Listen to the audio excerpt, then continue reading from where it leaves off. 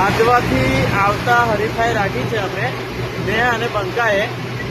બંકો હારો બહુ હારા છે, આગળ થવા નહીં જતો. 62 સુધી હરીફાઈ છે અમારી જીતવાની.